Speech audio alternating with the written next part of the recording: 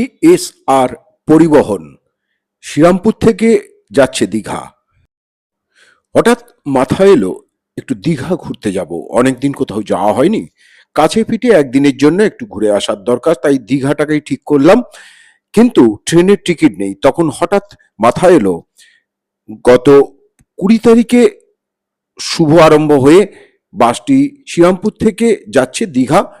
নতুন একটি বাস চালু হয়েছে, এসি বাস।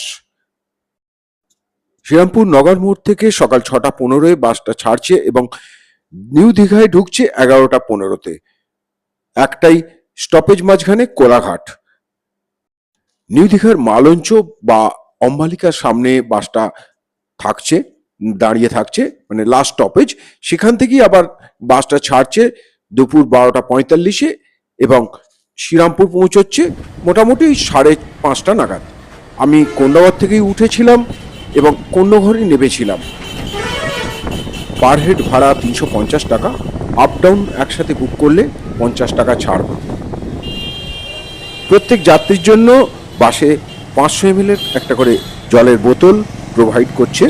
ঠিক এই জায়গায় বাসটা দাঁড়ায়, অর্থাৎ ডান দিকে অম্বালিকা, যে দেখছেন অম্বালিকা, এটা চলে যাচ্ছে নিউ দীঘার চন্দনেশ্বরের দিকে, রাস্তাটা চলে যাচ্ছে।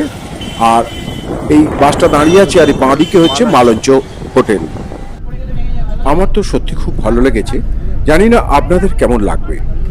আমার ক্ষেত্রে এই বাসের জার্নিতে একটা এক্সট্রা বেনিফিট হলো, আমার ঘর থেকে মাত্র 5 মিনিট দূরত্ব দিয়ে বাসটি যাচ্ছে এবং আসছে।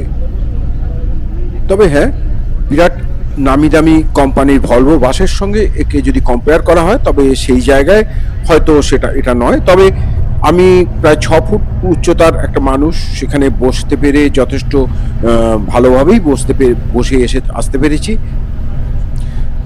বাসের যিনি চালক সুয়াদ সিং এবং তার সহকারী দুজনের ব্যবহার সত্যিই খুব ভালো লাগলো। ফেরার সময় কন্যাগর 12 মন্দিরে আমাদের নামিয়ে দিয়ে বাস চলল শ্রীরামপুরের দিকে।